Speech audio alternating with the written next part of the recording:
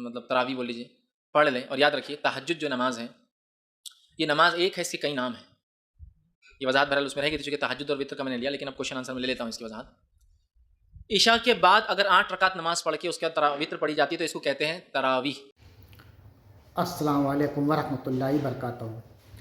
امید ہے آپ سب خیرت سے ہوں گے. میں بھی الحمدللہ اللہ کا لاکھ لاکھ شکر احسان خیرت سے ہوں. اور انشاءاللہ جس ویڈیو پہ ریئیکشن دیا ہے دوستو، رمضان کے ٹاپک پہ یہ ویڈیو ہے اور بڑی بہترین ویڈیو ہے یہ. اکثر لوگ کنفیوز رہتے ہیں تراویح کے تعلق سے. تراویح 8 رکعت پڑھیں، کوئی کہتا ہے 11 رکعت پڑھیں، کوئی کہتا ہے 20 رکعت پڑھیں. تو پہلی بات تو دوستو، تراویح کا کئی مسئلے مسائل ہیں. نبی پاک صلی اللہ علیہ وسلم نے 8 رکعتیں پڑھائیں اور پڑھیں، اس کے بعد 3 رکعت وطر پڑھی، اس کو بولا قیام اللیل. یعنی کہ تراویح بھی کہہ سکتے ہیں، قیام اللیل بھی کہہ سکتے ہیں. جو ہمارے پیارے آقا نبی پاک صلی اللہ علیہ وسلم نے 8 رکعت خود بھی پڑھی اور صحابہ کو بھی پڑھائی. تو اسی ٹاپک پہ دوستو یہ ویڈیو ہے کہ یہ تراویح کا جو معاملہ ہے، آئیے اس معاملے کو ہم لوگ صحیح سے سمجھیں گے. اس کو حل بھی ہو جائے گا کہ تراویح 20 رکعت ہے یا 8 رکعت ہے یا 11 رکعت ہے یا کتنی پڑھنی چاہیے. یا نبی پاک صلی اللہ علیہ وسلم جو ثابت ہے کہ نبی پاک صلی اللہ علیہ وسلم نے 8 رکعت پڑھی ہیں اور صحابہ کو ہی پڑھوائی ہے بعد جماعت کے ساتھ، تو وہ قیام اللیل میں گنتی ہو جائے گی. تو اسی طرح سے جو معاملہ ہے عشاء کے بعد، عشاء کے اور بعد میں پڑھیں گے تو وہ تہجد کا ہی معاملہ ہو جاتا ہے. تو آئیے یہی ہم سمجھیں گے کہ آخر تراویح کا جو معاملہ ہے یہ ہے کیا اصل بات. تو ویڈیو کو اینڈ تک ضرور دیکھیے گا، جتنا ہو سکے اس کو شیئر کریے گا اور اس پہ عمل کرنے کی کوشش بھی کریے گا. تو آئیے پہلے ہم لوگ ویڈیو دیکھتے ہیں، پھر اس کے بعد بات کرتے ہیں. مطلب تراویح بول لیجیے، پڑھ لیں اور یاد رکھیے تہجد جو نماز ہے یہ نماز ایک ہے، اس کے کئی نام ہیں. یہ وضاحت بہرحال اس میں رہے گی چونکہ تہجد اور وطر کا میں نے لیا، لیکن اب کوشچن آنسر میں لے لیتا ہوں اس کی وضاحت. عشاء کے بعد اگر 8 رکعت نماز پڑھ کے اس کے بعد وطر پڑھی جاتی ہے تو اس کو کہتے ہیں تراویح. عشاء کے بعد رات کے کسی بھی حصے میں اگر 8 رکعت پڑھ کر 3 رکعت پڑھی جاتی ہے اس کو کہتے ہیں قیام اللیل. اور عشاء کے بعد نہ پڑھ کے انسان جو ہے رات کے آخر حصے میں اگر 8 رکعت پڑھ کے 3 رکعت پڑھتے ہیں تو اس کو کہتے ہیں تہجد. نماز ایک ہے، اس کے نام الگ الگ ہے، ورنہ لوگ بولتے ہیں وطر و تراویح الگ ہے 20 رکعت اور تہجد الگ ہے 8 رکعت. نہیں، یہ ایک ہی نماز ہے، اس کے وقت بدلنے سے نام بدلتا ہے. اس کی دوسری مثال دیتا ہوں، جیسے کہ صلاۃ الضحیٰ. صلاۃ الضحیٰ یہ نماز فجر کے بعد سورج نکلنے کے بعد شروع ہوتی ہے تو سورج کے زوال پہ جانے تک پڑھی جا سکتی ہے، اس کو کہتے ہیں صلاۃ الضحیٰ. ابتدائی بھی وقت میں پڑھی جائے تو اس کو کہتے ہیں اشراق، بعد میں کسی وقت پڑھی جائے زوال سے پہلے تو کہتے ہیں چاشت، اور زوال سے بالکل تھوڑا پہلے پڑھی جائے تو اس کو کہتے ہیں اوابین.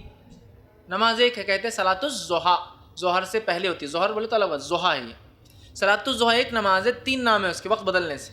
چاشت تو ویسے عربی نام بھی نہیں، فارسی نام ہے، چیم ہے ہی نہیں عربی میں، پھر بھی ہم بولتے ہیں، خیر کوئی مسئلہ نہیں بولنے.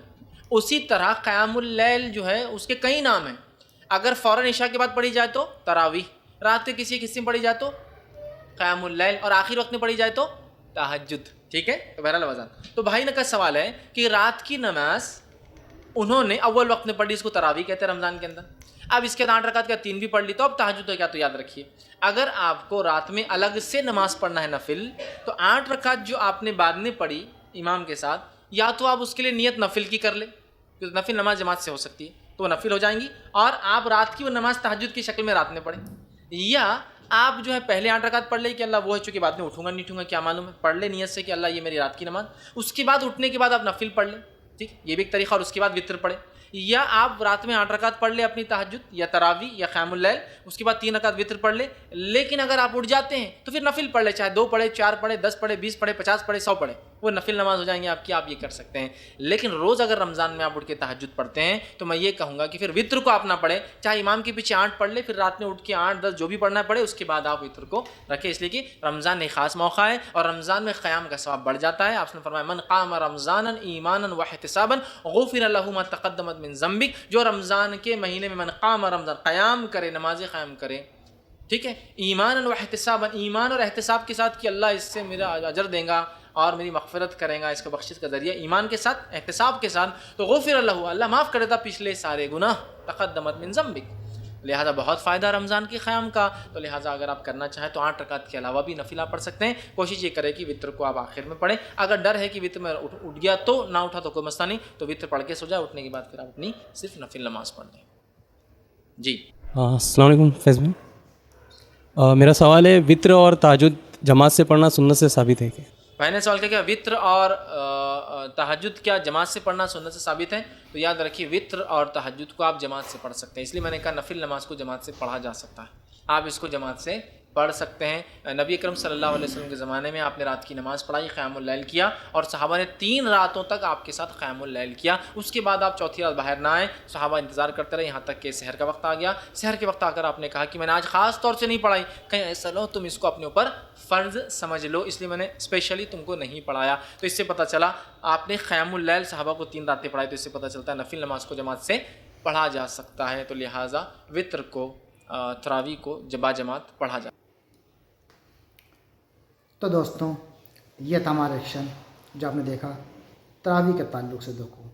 दोस्तों नमाज एक ही है लेकिन अलग अलग वक्तों में पढ़ी जाए तो उसके 3 नाम हो गए।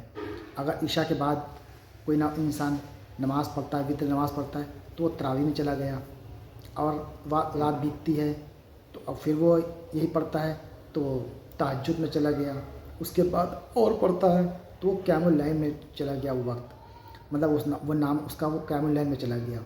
और हमारे प्यारे का नबी पाक सल्लल्लाहु अलैहि वसल्लम ने 8 रकातें पढ़ी हैं, और उससे ये साबित होता है कि नफिल नमाज भी जमात के साथ पढ़ी जा सकती है और वितर भी। तो उम्मीद है आपको ये मसला समझ में आ गया होगा दोस्तों कि तरावी की क्या हकीकत है, क्या सच्चाई है, किस तरह से पढ़नी चाहिए, कैसे पढ़ना चाहिए, उसका नाम क्या है। क़यामुल लैल भी है, तहज्जुद भी है और तरावी भी है। अलग अलग वक्तों में पढ़ी जाए तो उसके नाम भी बदल जाते हैं। तो उम्मीद है आपको हमारी वीडियो अच्छी लगी होगी। वीडियो अच्छी लगी है दोस्तों तो इसको शेयर ज़रूर करिएगा। हम मिलेंगे इंशाल्लाह आपसे नेक्स्ट वीडियो में, तब तक के लिए अस्सलाम वालेकुम व रहमतुल्लाहि व बरकातहू।